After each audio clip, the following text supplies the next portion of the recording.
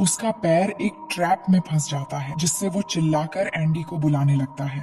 और जब एंडी वहां पर आता है तभी जेनिफर पीछे से आकर एंडी पर अटैक कर देती है और फिर स्टैनली के भी सर पर मार देती है, जिससे वो बेहोश हो जाते हैं।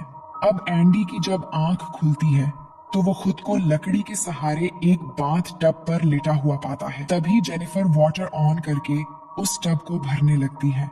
इधर स्टैनली को भी उसने एक पेड़ से बांध रखा होता है और उसे चूहा खिलाते हुए उसका वीडियो बनाने लगती है और उसकी आईब्रो पर फिशिंग हुक लगाकर उस धागे को पेड़ से बांध देती है, जिससे वो अपनी आंखें न झपका पाए।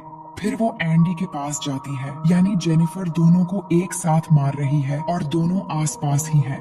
अब जेनिफर एंडी के पास आती है, लेकिन एंडी उससे माफी मांगने लगता है। तभी जेनिफर उससे कहती है कि मैं भी तुम्हारे सामने ऐसे ही गिड़गिड़ाई थी, लेकिन तुम लोगों ने मेरी एक भी नहीं सुनी और सबने जमकर मेरा फायदा उठाया। जिसके बाद वो उसका मुंह पानी में डुबोकर कहती है कि मैं तुम्हें बहुत बुरी मौत देने वाली हूँ। फिर वो स्टैनली के पास जाती है और एक मछली का पेट फाड़कर उसका मांस निकालकर स्टैनली की आंखों में घुसा देती है।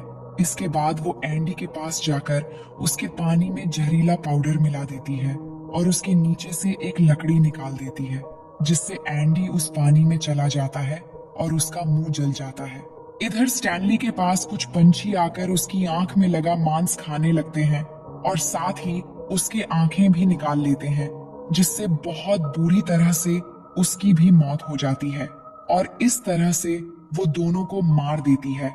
उसके बाद जेनिफर पेट्रोल पंप में जाती है, जहां वो जॉनी पर हमला करके उसे किडनैप कर लेती है। जिसके बाद जब जॉनी की आंख खुलती है तो वो अपने आप को बिना कपड़ों में बंधा हुआ पाता है और जेनिफर को सामने देखकर हैरान हो जाता है। इसके बाद जेनिफर उससे कहती है कि क्या तुम जानते हो मैं तुम्हारे साथ क्या करने वाली हूँ? ये कहकर वो एक एक करके उसके सारे दांत निकाल देती है, जिससे जॉनी को बहुत दर्द होता है और जेनिफर को गाली देने लगता है। ये सुनकर जेनिफर कहती है कि तुम्हें अपनी मर्दानगी पर बहुत गुरूर है ना, आज के बाद नहीं होगा, क्योंकि आज मैं तुम्हारी मर्दानगी उखाड़ देने वाली हूँ। ये कहकर वो एक कैंची लेकर उसका वो काट डालती है और काट कर उसके मुंह में डाल देती है, जिससे जॉनी बहुत जोर जोर से चिल्लाता है और उसकी वहीं पर मौत हो जाती है। वहीं शेरिफ जब अपने काम पर होता है तो उसकी बीवी उसे कॉल करती है और कहती है कि हमारी बेटी एंजल की एक टीचर आई है। तभी एंजल भी शेरिफ से कहती है कि मेरी टीचर बहुत अच्छी है, जो मुझे यहाँ से एक प्लेग्राउंड में ले जाने वाली है। लेकिन शेरिफ उससे कहता है कि तुम्हारी टीचर से मेरी बात करवाओ। तभी हम देखते हैं कि वो टीचर कोई और नहीं बल्कि जेनिफर ही है, जो वहाँ पर नकली टीचर बन के आई है। जिसके बाद जेनिफर जब शेरिफ को अपना नाम बताती है तो वो ये सुनकर हैरान हो जाता है और जेनिफर से कहता है कि प्लीज मेरी बेटी को चोट मत पहुंचाना। जिसके बाद जेनिफर फोन काट देती है और उसकी बेटी को अपने साथ ले जाती है। और जब शेरिफ घर पहुंचता है और उसकी बीवी उसे बताती है कि उसकी टीचर उसे प्लेग्राउंड में लेकर गई है, जिसके बाद शेरिफ जल्दी से प्लेग्राउंड में पहुंचता है और अपनी बेटी को ढूंढने लगता है। लेकिन वहां पर उसकी बेटी उसे नहीं मिलती, जिससे वो फिर से कार लेकर वहां से जाने वाला होता है। लेकिन तभी जेनिफर पीछे से उस पर हमला कर देती है और उसे अपने साथ ले जाती है। और जब शेरिफ की आंखें खुलती हैं तो वो खुद को बंधा पाता है और उसके बैक साइड में जेनिफर ने उसकी शॉर्ट गन डाली हुई होती है। जिसके बाद शेरिफ दर्द से जूझते हुए जेनिफर से कहता है कि प्लीज मुझे मत मारो और यहाँ से जाने दो।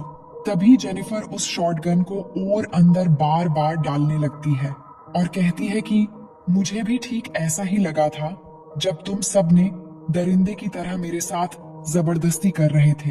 तभी शेरिफ उससे पूछता है कि तुमने मेरी बेटी के साथ क्या किया? तो जेनिफर कहती है कि तुम्हारी बेटी तो काफी जवान और खूबसूरत है, अगर कोई उसके साथ जबरदस्ती करे तो उसे कैसा लगेगा?